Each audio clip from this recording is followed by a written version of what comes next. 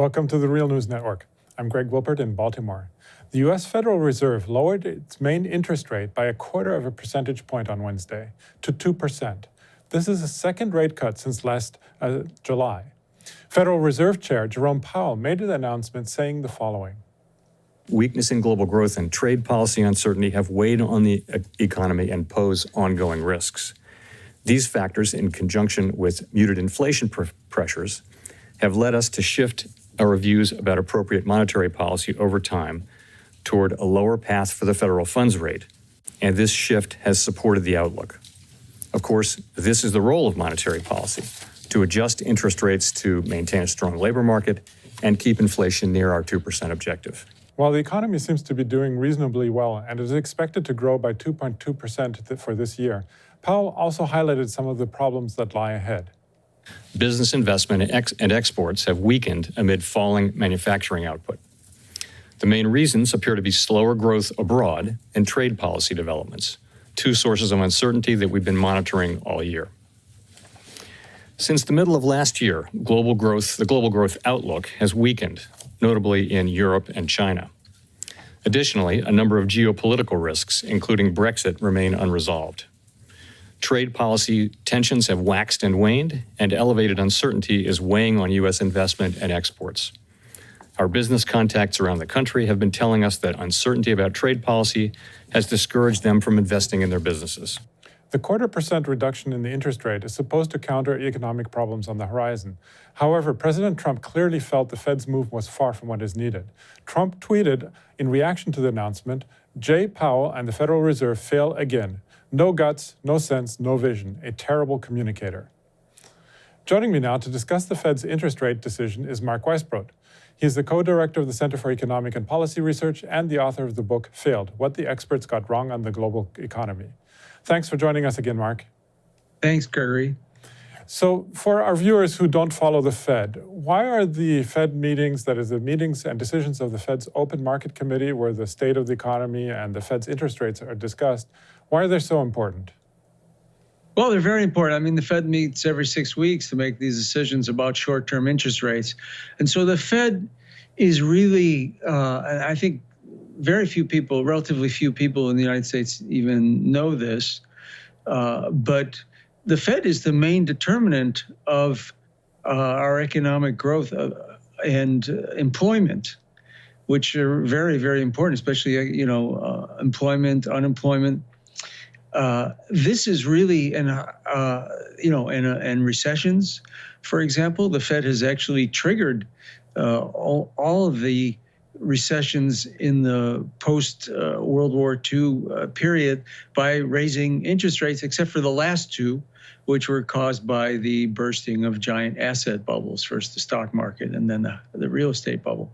So the Fed is extremely important, really, for anybody who cares about unemployment, and therefore anybody who cares about wages, or anybody who cares about the strength of unions and social movements, because those also grow. Look at all the strikes we've had, since unemployment hits 50-year low, for example. And if you care about inequality, whether it's income inequality or inequality by race, because when unemployment drops, it drops almost twice as much for African Americans, for example, as it does for white workers. So all of these things, it's really the Fed, more than any congressional official or even the president, that has the most control over the economy in the way that anybody who is progressive would care about. So what do you think was most important about Powell's announcement on Wednesday and this latest meeting? Well, I think what's most important is that they lowered interest rates. And I think this is a change because, first of all, as you mentioned, it's the second time they've lowered interest rates since July. But this is very unusual for the Fed at a time when unemployment is near a 50-year low. It's at 3.7%. And so the Fed would, they did raise interest rates 9 times, starting in December 2015. So this is a reversal, and it's a very important one because, again, the Fed could do what it did for almost all the other recessions of the post-World War II period and actually cause it. And instead, they're going the other way. So this is a huge improvement in Fed policy.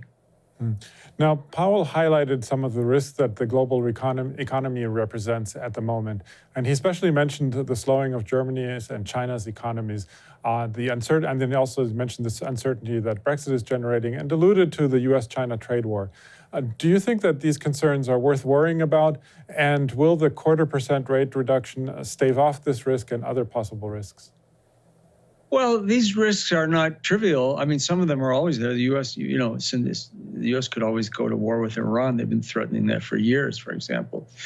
But I wouldn't want to exaggerate the impact of the trade war. We've talked about that. It's not something that by itself would cause a recession in the U.S. What's really most important here is that the Fed is changing its policy. And I don't want to let them off the hook, by the way, for raising interest rates 9 times since 2015. When they didn't, they had no excuse for doing that. That's very important for people to know. And a lot of people don't want to say it because Trump is hammering on the Fed. And so you have a lot of people just don't want to criticize them or want to just pretend that they're great. Because of that. But that was really bad.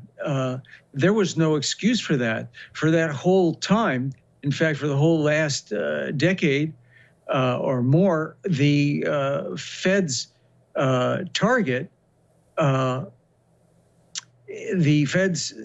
inflation rate has been virtually the entire time below their target of 2%. So that's their only real excuse for ever raising rates, is when the inflation rate rises, and it should rise considerably, really, for them to raise rates above their target. So there wasn't any reason to do that. And that's very important because the Fed has a prejudice. They have a number of prejudices, but one thing is they tend to look at the world from the viewpoint of employers.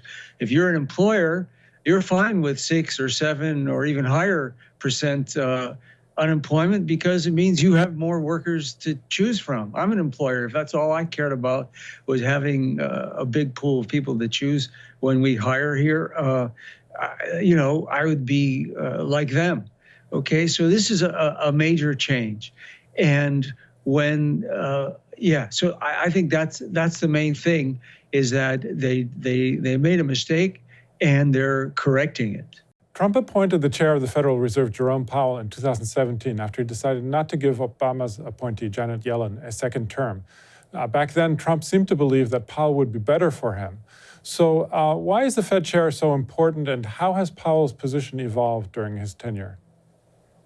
Well, this is, again, very important. If you look at what Powell said, it's quite some remarkable things he's been saying that I don't think a Fed chair has ever said in these kinds of circumstances. In July 11th, in his testimony, he said there's room for further improvement in the labor market. Here, the unemployment was 3.7%.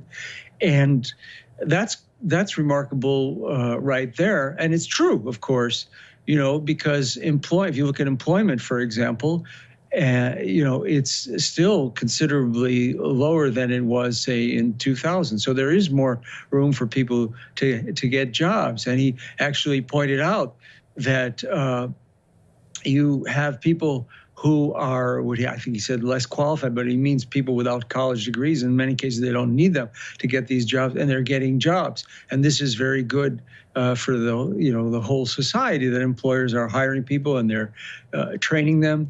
And he said that inflation wasn't a threat, which is also true. And he said that the share of labor in total income in the economy has actually fallen, and workers lost a lot of money from that, since 2000. And he said that they have to catch up. So you need you need to keep this low unemployment rate. And he these are things that you would expect people who are much more progressive. He's a Republican, much more progressive to say. So to the extent that he would stick to this, that's a real change in Fed policy for the United States. I'm not saying he will.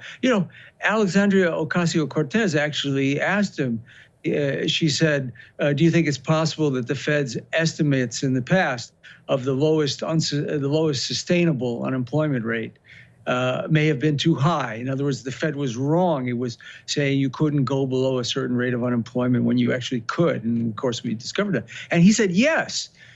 He said yes to that. So he was admitting that the Fed was wrong in the past. So that's quite impressive for a chair of the Federal Reserve. Again, we don't know if he's going to stick to it, but it's good. Now, as we saw in the tweet from Trump earlier, Trump seems to be clearly concerned that the economy should be roaring by the time the 2020 presidential election comes around next year. Now, exactly how does Fed policy fit in with the 2020 elections? Well, this is important. And I think this is why you don't see, first of all, more debate, more of the Democratic candidates saying what we're talking about right here. The Fed was really wrong. Bernie has said this he's written op-eds in the New York Times about, criticizing the Fed. Bernie Sanders has, but there's not much talk about it at all because nobody really wants to be appearing to side with Trump. This is a problem, whenever Trump says something that's at least partly true, or when he wanted to pursue peace with North Korea, for example, you have Democrats pushing back on him even. And you have Democrats now in their race saying, the Fed is right, and just denouncing his criticism. Now, it's fair to denounce Trump for trying to manipulate the Fed for his own purposes. That is, he just wants to get reelected. And of course, if he did get reelected, he'd be fine with the Fed causing unemployment, mass unemployment, because, that's his last term. But the truth is that the Fed was wrong, and it's very important to keep them on track. And, we don't want a recession. And some people will want a recession, and you can see this.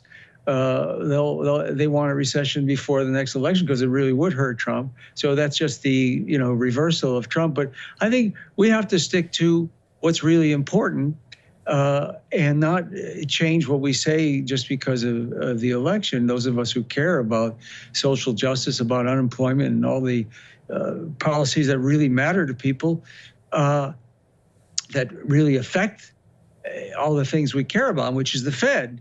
Very importantly, we have to be honest about it. The Fed really should lower interest rates now, and there is no reason for them to have raised them. Okay, well, we're going to leave it there for now. I'm speaking to Mark Weisbrot, co-director of the Center for Economic and Policy Research. Thanks again, Mark, for having joined us today. Thank you. And thank you for joining the Real News Network.